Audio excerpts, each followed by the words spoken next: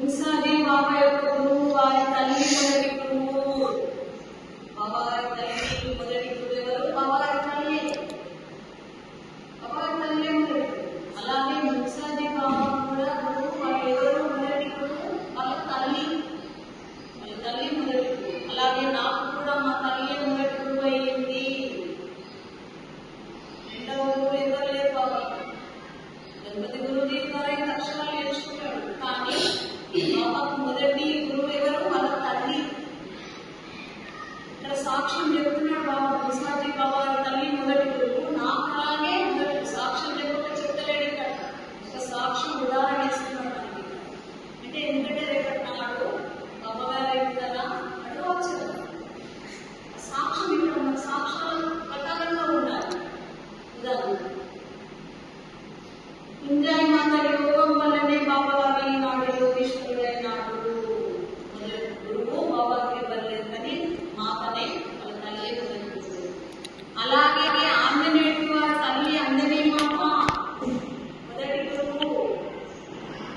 గురువు తల్లి మొదటి గురువు. అక్షరాలు పలకబట్టించేది తల్లి, ప్రతిరోజపోయేది తల్లి, మాటలు నేర్పించేది తల్లి, తన చేరువని నడిపించేది తల్లి, అన్ని చేసేదే తల్లి మాత. ఎందుకనే మొదటి గురువు. పలకబట్టించేది తల్లి, దేవుడి దగ్గర తీసుకెళ్లేది తల్లి, మందిరంలో తీసుకుపోయేది తల్లి, శ్రీగారు నడిపించేది తల్లి, తన బిడ్డ వచ్చేదాకా ఎదురు చూసేది తల్లి, స్కూల్ పంపించేది తల్లి, టిఫిన్ పెట్టేది తల్లి, బిడ్డకి ఏం కావాలో గుర్తించి చేసేది తల్లి. మళ్ళీ ఎక్కడ ఏమైతుందో పంచుకున్నాడా మళ్ళీ మనం చెయ్యేది తల్లి పిల్లల కోసం. అందుకని మొదటి గురువు అన్నారు. ఇక్కడ ఋషులు నిజమే. అలాగే ప్రహ్లాదుడు కూడా వాళ్ళ తల్లి లీలావతి. నారదాముడి ఉపదేశం లీలావతి గర్భంలో కింద కలిగిందే. మాకుడే బాల్యమందే భక్త ప్రహ్లాదుడు గారికి చిరంజీవి అయ్యారు. ఈనాడు కూడా చరితాన్ని మనం స్మరిస్తూనే ఉన్నాం. ప్రహ్లాదుడు వాళ్ళ తల్లి పేరు వస్తుంది. చూడండి, తల్లి పేరు ఎలా వస్తుంది? లోకానికి తల్లిదండ్రుల పేరు ఎవరిగా వస్తుంది? పిల్లలుగా. వాళ్ళు ప్రయోజకులైతే తల్లిదండ్రుల పేరు వస్తుంది, అప్రయోజకులైనా తల్లిదండ్రుల పేరు వస్తుంది. వాడు మంచిగా అయినా తల్లిదండ్రుల పేరే, వాడు మంచిగా ఉన్నా కూడా తల్లిదండ్రుల పేరు వస్తుంది. ఎవరు తీస్తారు?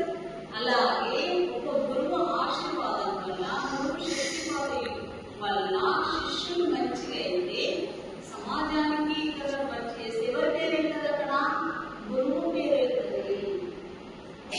గురువు యొక్క పేరు ఇవ్వాలి. వివేకానంద రామకృష్ణ పరమహంస ఎవరి ద్వారా? వివేకానందుడి ద్వారా రామకృష్ణ పరమహంస, రామకృష్ణ పరమహంస ద్వారా వివేకానంద. ఇలా ప్రతి ఒక్కరు యొక్క గురువు తల్లి తండ్రి వాళ్ళ ఆశీర్వాదం పిల్లలు వాళ్ళు. ఈ ధ్యాన యోగ శక్తి వల్ల ఎంత అపారమైన దివ్య శక్తి తేజస్సు కలిగి ఉన్నారు. ఇంత శక్తిగా వాళ్ళకి లభించింది. ఆనాటి నుండి